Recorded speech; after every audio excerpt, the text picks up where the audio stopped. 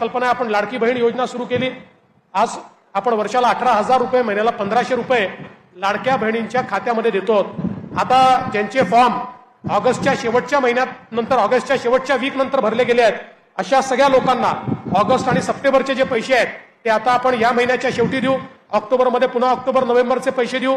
त्यामुळे कुठल्याही परिस्थितीमध्ये लाडकी बहीण योजना आम्ही बंद होऊ देणार नाही, हा देखील माझा तुम्हाला शब्द आहे। या योजनेच्या विरुद्ध हायकोर्टमध्ये गेले। हायकोर्टात जाऊन त्यांनी सांगितलं ही योजना म्हणजे पैशाचा अपव्यय आहे।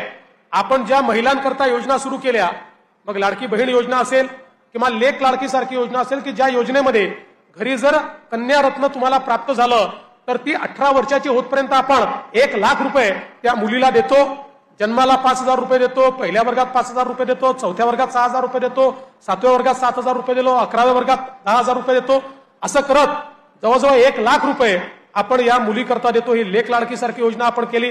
एसटी मध्ये महिलांना प्रवास 50% पैशात करता येईल अशा प्रकारची सवलत त्या ठिकाणी केली। आणि सगळ्यात महत्त्वाचं जर काही असेल तर आता आपल्या मुलींना उच्च शिक्षणाकरता एकही पैसा द्यावा लागणार नाही।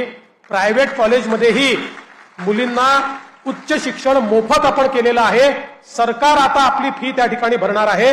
अशा प्रकारची व्यवस्था आपल्या सरकारने केली आहे। एवढंच नाही तर आमच्या मुलांना देखील हाताला काम मिळालं पाहिजे, म्हणून आपण या ठिकाणी कमवा आणि शिकासारखी योजना आली, की ज्या योजनेमध्ये आमच्या मुलांना ज्या आस्थापना नोकरी देतील त्या आस्थापनांना 1 वर्षापर्यंत या मुलांचा 10,000 रुपयापर्यंतचा पगार हा सरकार देत आहे।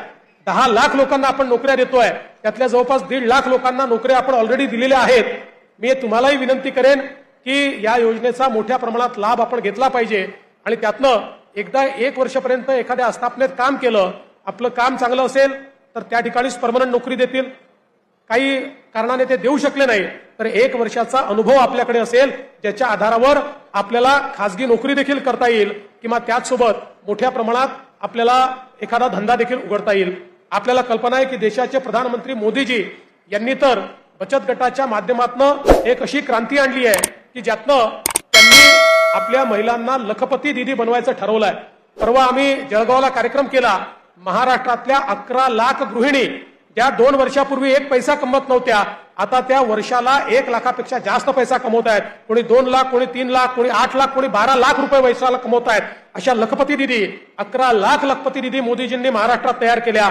आमचा प्रयत्न आहे की येत्या काळामध्ये 25 लाख आणि त्यानंतर 1 कोटी महाराष्ट्रातल्या महिलांना लखपती दीदी बनवायचं, म्हणजे ज्या स्वतःच्या पायावर उभ्या राहतील, आपलं घर संसार चालवतील आणि निश्चितपणे त्यांच्या जीवनामध्ये एक मोठी क्रांती ही येईल। अशा प्रकारच्या अनेक योजना या आपण या ठिकाणी राबवतो आहोत, जेणेकरून सामान्य माणसाच्या जीवनामध्ये एक मोठं परिवर्तन आलं पाहिजे।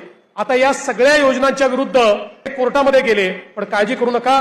कोर्टात आम्ही सांगितलं आम्ही या योजना ज्या आणलेल्या आहेत त्याच्याकरता आमच्या बजेटमध्ये पैसा आहे, आम्ही तो पैसा ठेवलेला आहे, आम्ही हवेतल्या योजना आणलेल्या नाही आहेत आणि त्यामुळे कोर्टानेही त्यांना स्थगिती दिलेली नाही। आमची एकही योजना आम्ही बंद होऊ देणार नाही, हा शब्द तुम्हाला या ठिकाणी मी देतो।